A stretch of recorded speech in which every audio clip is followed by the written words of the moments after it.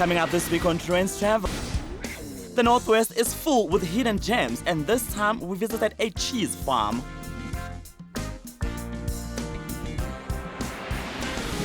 Siphumelele takes us on a heritage tour in Pietermaritzburg.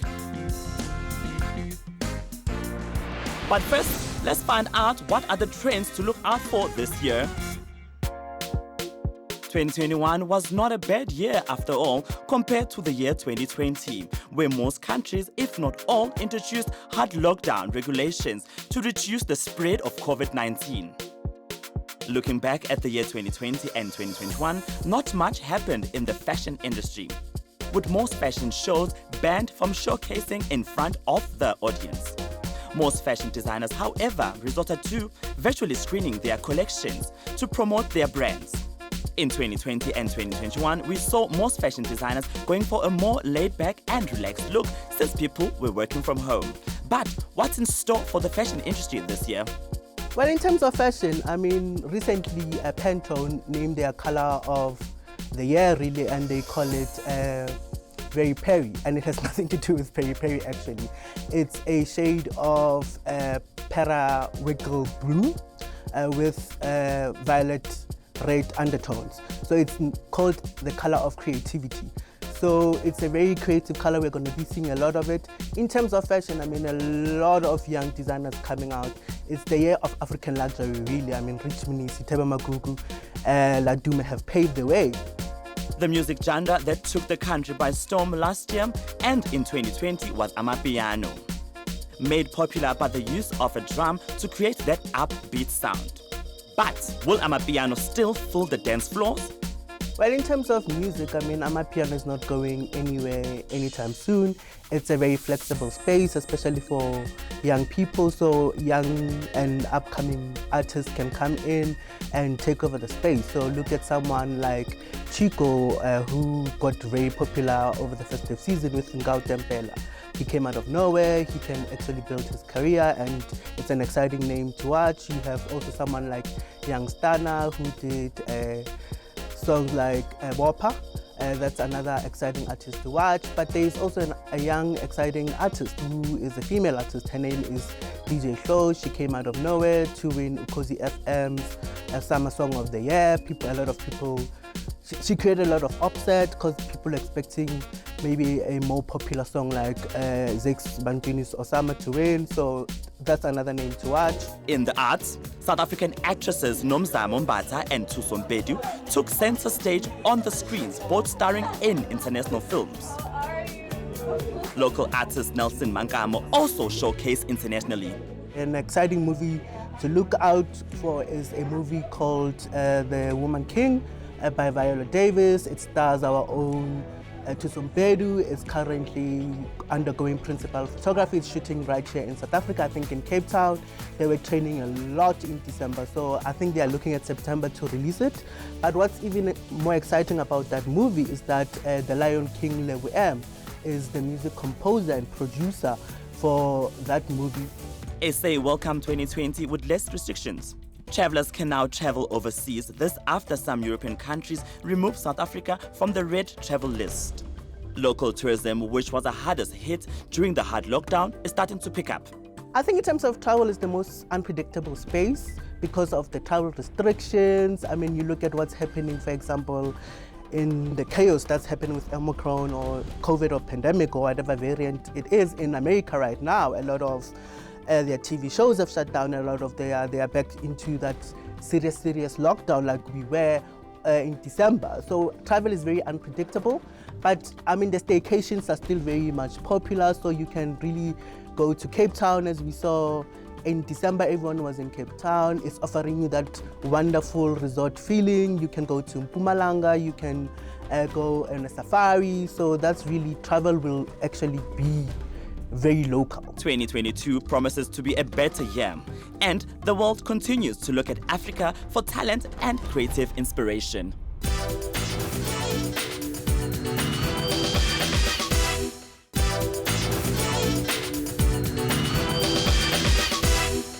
Pietermaritzburg is the capital city of KwaZulu-Natal. The city is known for important history to the British, to the Boers, and to the Zulu. It's also known for its red bricks. This was the capital of the British in Natal. It was also the capital of the short-lived Boer Republic Natalia. And its name, Umgungundlovu, was the name of King Dingane's kraal. It means the place of the elephant. So you can't really talk about the history of this city, Pietermaritzburg, which was the capital of the short-lived Boer Republic, without mentioning Christianity. Onontlevu were the first converts here. They say some had come from Eswatini to settle here. They'd been brought in by the first missionaries to come here. And this church was also built around the times of the Battle of Blood River, or Impi Yasengome. It's the Methodist Church in Georgetown, which is a huge part of the history that those who tour to find out about where we come from will actually know about Pietermaritzburg. In 1851, when the first converts came to Pietermaritzburg from Swaziland, and they were led by Reverend Allison. But there was Velveteen Farm, which belonged to Andres Pretorius, given to him by the Queen in recognition of the work that he had done in terms of what was known as Kafir Wars. So then he settled there in that place, but when Reverend Allison came with the first converts, Christians, they then set up a trust which then bought the area. So each person belonging to the trust had ownership of the land in Georgetown, which is basically what was the genesis of in a way, of Pietermaritzburg as you know it today. It was at this train station in Pietermaritzburg that Mahatma Gandhi was thrown off a coach because he wasn't white. He had refused to leave, and that's why he eventually had to be thrown off. Many say that's where he started to truly be affected by race relations in South Africa. And later in 1961, when Nelson Mandela was leaving Pietermaritzburg, he boarded the train here, and that took him to Johannesburg, which is where he then proceeded to Ethiopia. Amanda Awetu became synonymous with the fight against apartheid in South Africa. I'm told that it was here at what used to be called the Plesisle Area Manaj Hall in Imbali that it was first said it's now called Manaya Hall. Nelson Mandela was delivering a speech here. After that, he went to Chota Modala's home to have dinner with Chota Modala and his wife.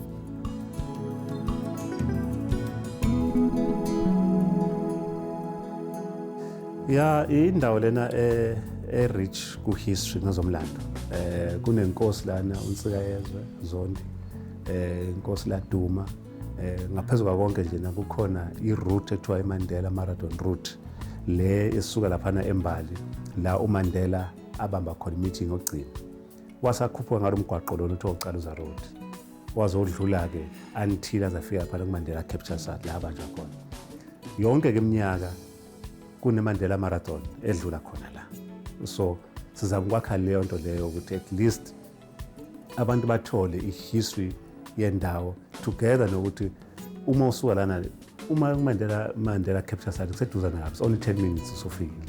One of the great finds here in Pietermaritzburg are the Gidla homestay experiences one can book to stay with a local family in the area. And one of those families that's opened a part of their home up is the royal family in the area. So I'm going to be checking in at the Enkanyezini Royal Palace. Hopefully, I'll be treated like royalty too.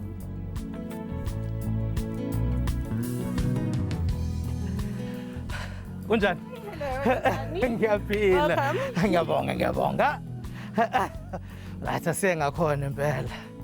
It's a home to Chief Zondi, but at the same time, it can host people where they get to experience the real cultural home environment, get to eat our food, get to see what's happening in our rural area.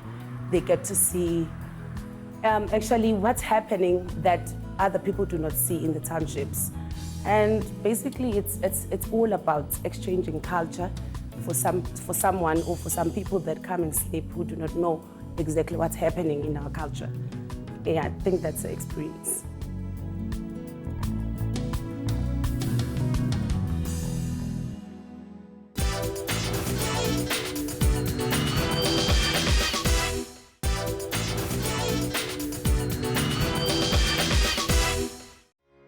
Cheese is produced in wide ranges of flavors, textures, and forms. So think of your favorite cheese. Have you ever wondered how it's made? Well, the process of cheese making can be tedious as it requires time and patience.